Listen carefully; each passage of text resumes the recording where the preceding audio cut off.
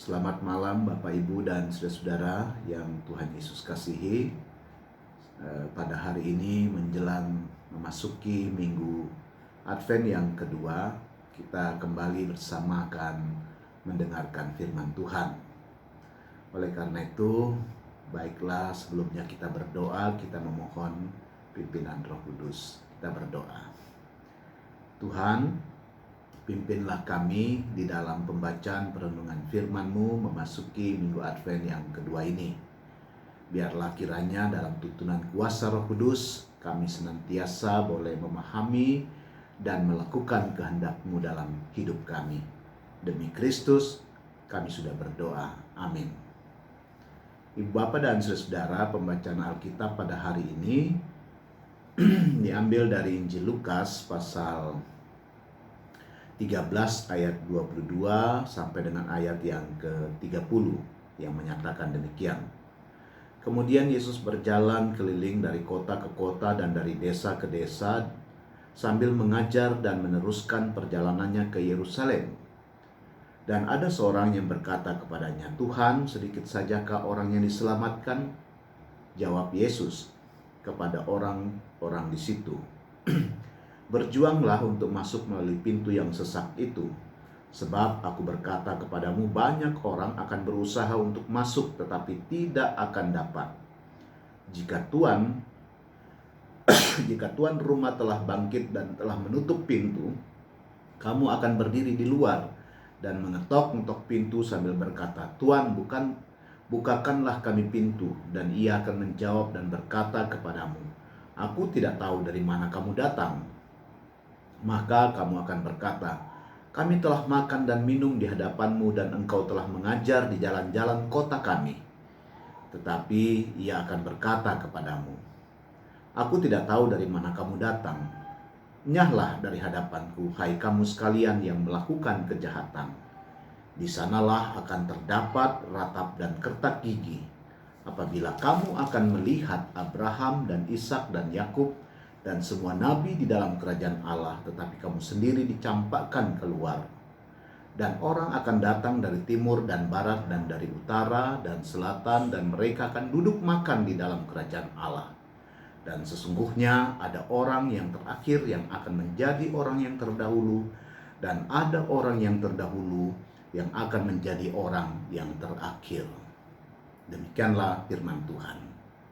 Ibu bapak dan saudara-saudara yang terkasih dalam Tuhan, memang dalam kenyataan bahwa ada orang yang beranggapan di akhir zaman nanti hanya segelintir orang saja yang akan diselamatkan.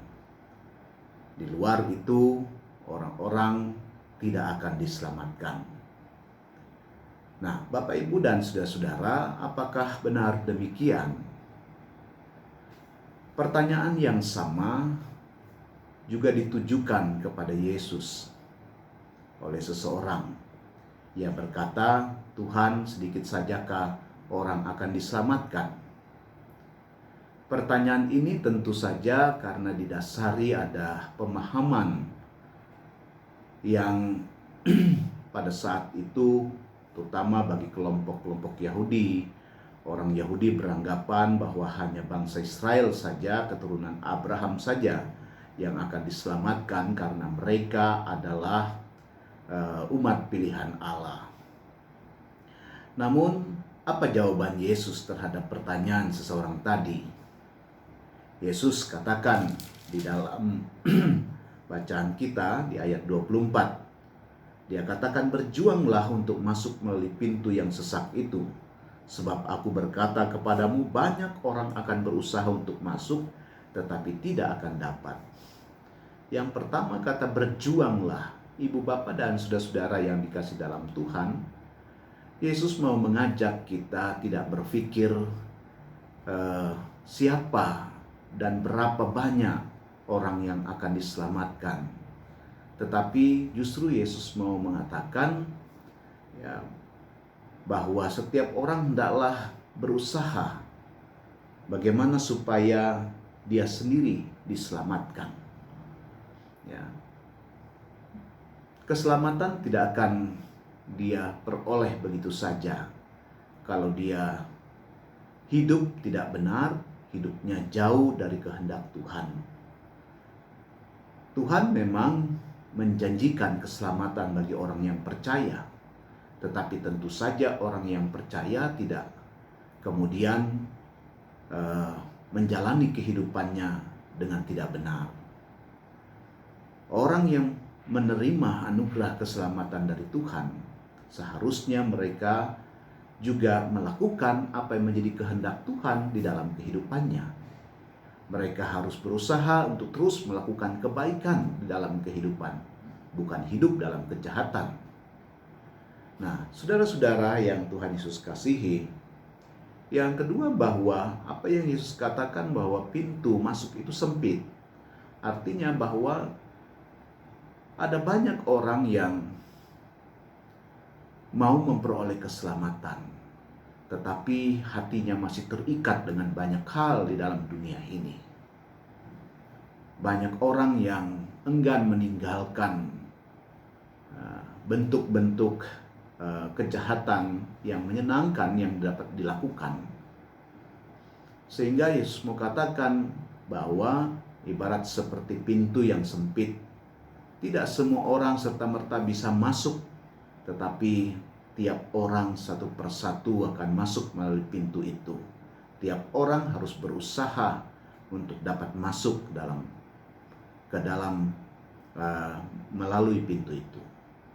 Nah, jadi Ibu Bapak dan saudara-saudara yang dikasih dalam Tuhan, sebagai umat Tuhan tentu saja kita bersyukur karena ini juga merupakan kritik Yesus terhadap kelompok Yahudi atau kelompok orang-orang Israel yang selalu menganggap bahwa diri mereka saja yang dapat diselamatkan, yang diselamatkan. Tapi Yesus justru mengatakan bahwa orang-orang yang hidup tidak benar, mereka harus menjauh, atau mereka tidak akan memperoleh apa yang menjadi harapan mereka jika mereka sendiri tidak melakukan apa yang dikehendaki oleh Tuhan. Saudara, memang ironis bahwa keselamatan memang Tuhan anugerahkan bagi orang yang percaya, tapi juga tentu bagi orang yang tidak hanya sekedar percaya, tetapi mereka yang mempercayakan diri, mereka yang melakukan kehendak Tuhan dalam kehidupan mereka.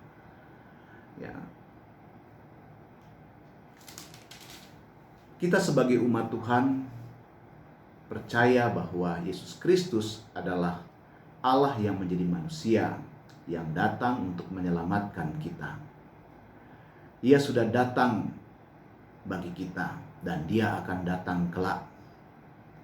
Dan saat Ia datang, Ia akan menghakimi setiap orang. Di akhir zaman itu, Ia menjanjikan keselamatan bagi orang yang percaya dan juga tentunya bagi orang yang melakukan kehendaknya.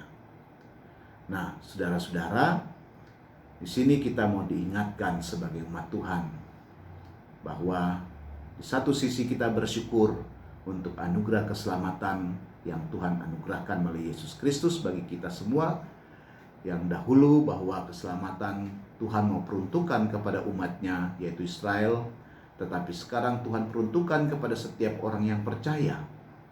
Tapi di sisi yang lain bahwa kita diingatkan juga bahwa kita harus betul-betul hidup melakukan kehendak Tuhan dalam hidup.